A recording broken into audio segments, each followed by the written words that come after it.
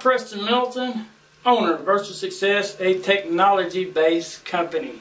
On this video, I want to talk to you a minute about the training and mentoring that we are offering to help your company be more successful, to maybe train your team to be able to execute a project from basically conception through the solution and design phases into the support roles and what all that would entail, and of course growing the solution to better serve your company or your clients, either scenario that may be that you may have in your business. What I'm going to do is kind of work off this talk off of my IDSG model and methodology. When I do that, it seems to pull this thing together a little bit better so you can stay focused on what benefits virtual success would have to your organization, to your team, or if you're an individual, to yourself. So here we go. Let's talk real quick about the IDSG model. Identify, determine, support, and grow. Okay, so when we look at trying to help you establish a training plan for your team, we will go back and reference these kind of models like this. We're going to want to come into your environment first and say, okay, you want me to train your team. Let's just use this for example at the moment. Training your team, okay? You still have to use the IDSG model because I want to know what is your goals for doing that. You know, I don't want to come in and just sell you a bunch of training programs. If you want that, you can get that off the internet anywhere else. I want to look at what your real world goals are. What are you currently doing? What's your objectives? What do you want your people to be? What do you foresee the best employees having? What kind of qualities and experience and knowledge and capabilities do you foresee with that? You know, so many times we send the wrong people to get the training. I see it time and time again. You know, I can understand if you're an administrator and that's what your job is every single day. Okay. Well, a project manager don't need to go to administration training. But sometimes you have to send them to it because there is no other training available for you know, the technology that you currently are using with a project focus to it. Okay, so there's a big picture there. I just have to figure out how I'm going to put it up here on the board for you. So when we look at how we want to change, or how you want to help drive change within your company, how you want to train your team members, one of my main concepts that I always try to push is let's try to use what you're currently working on, your current projects, your current task orders. What are you currently doing? Okay, so let's just take for example that you have a project and you're building a system, okay, a technology system. Let's just use that for example. Okay. You know, I want to come in and find out, you know, what part of this model are you using? You're going to use some level of it because first you had to know what the requirements was, or basically what your client was looking for, or maybe if it's an internal project, what you were hoping to accomplish out of this. And you were going to hope you're going to come up with, they're going to say, in both scenarios, it's, okay, well, what you're going to use to support the mission. And then, how much is it going to cost me? You know, what kind of support am I going to have to throw at this? And then where do I go from there? So when we look at those things like that and we're talking about training a team, you know, we got to look at the big view picture here. You know, what are you trying to really accomplish? Do you just want to train your team to focus on that one simple project that says get me to point A to point B so I can get paid? Well, that is one approach, and sometimes you are with projects that have basically a no life cycle kind of mentality, that this is all the need it's going to service is a simple solution. But I would always venture to say that you could inspire that customer or that client or that internal organization to say, no, this project could be bigger. You know, it ain't only just trying to complete the mission at hand. It's like, where are we going with this? Why are we going to spend our company's resources or our clients' resources on building this if this is all we're going to do with it? You know, to me, I would almost want to exempt myself from the project. I'm just that way.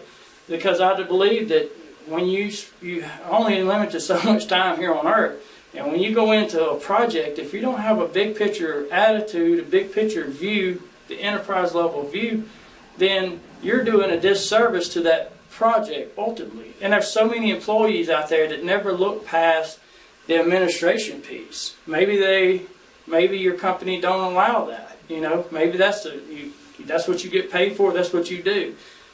You know, that might be something you want to step back in your company and realize that, wow, if I would just give this guy an opportunity, he might be able to see that big picture view. You know, and then you're just going to have problem employees that you're just not going to be able to get them from point A to nowhere. You're just going to have to drag them along. But then there's going to be others, and you know, and that could go back into your hiring practices, looking at what you really need and identifying. You could actually take this down to a team member. If you want a program manager, what do you want him to, what goals do you want him to have? What qualities do you want him to bring to the table, or her, or whatever the case may be? So when we look at the training, we want to look at the big picture view, not just the system level, and we want to focus on identify, determine, support, and sustain, and grow. This will help you identify what your actual training needs are. Okay, what solutions is going to best fit you? You know, can you people deal with computer-based training? You know, do they have the time? Are you planning to pay them overtime to do this? You know, do they do better on classroom environments? You know, okay, if you say, yeah, okay, classroom's great. Do you have the facility? Do you have the computers? Do you have the networks? Do you have the setup to be able to support that? You know, online is similar to the webinar type stuff. You know, some people like them, some people hate them. I think it's a mixed bag. I think webinars are becoming a lot more popular these days. But that's things you need to consider when you're looking at how am I going to train my team. You know, and then look at support, of course, the cost, then, you know, who's going to do it. You know, are you going to hire it out done? Are you going to outsource it? Are you going to try to do it in-house? How are you going to support your team? And then, you know, where are we going? We want to give these team members that 10K view. I'm always going to have that 10K view right there. You want them to be able to have that radar going on out here. So that way when you do get clients and they say, well, I think I want you to build this little box. And you go to them and say, yeah, I think we can build that box without a problem. Building a box is not the problem. But we think we could build a crate.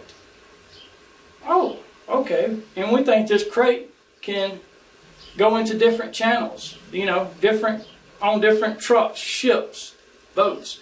You know, you got to kind of think in simplistic terms. You know, you start out with a little box that comes in the mail. Well, we can build a crate that goes on freight ships, freight trucks, freight trains, all this stuff. And then you could build something bigger than that. You know, just a little bit of thinking outside the box, a little bit using your model, making sure that when you train a team that you truly are looking to train the team and not just to get one little simple project done. You need to have a view. You need to start looking, focusing bigger, better, because when you go and spend these people's money, you don't want to have to go back to them and say, well, you know, we really didn't think about this, but you could do that.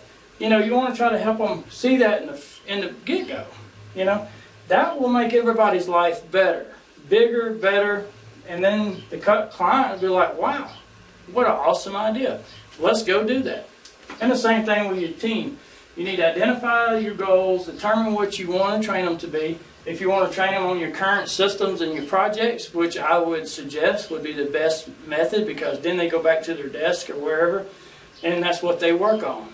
So, and again, this model works. It don't matter what you want to do with it. If you want to name this, you want to say, I want a program manager, I want a PM, I'd start right there. and I would identify every bit of that. And I would make sure that I got the right PM for the job. If I want a tech team, I would look at all these criteria. What is the concepts of teams? You know, how are they going to fit together? How are we going to keep them up? How are we going to support them? How are we going to grow the team? Right? So a lot of information there kind of throw at you, but this is part of our business mentoring and training section. There will be a lot more focused training and some more in-depth video coming online eventually. But right now, it's kind of, if you have a requirement for some, you can, of course, connect with me. I will help you and go over this model to help you identify your needs and move out from there. But again, I want to thank you for watching the video, and I look forward to working with you in your business and getting results.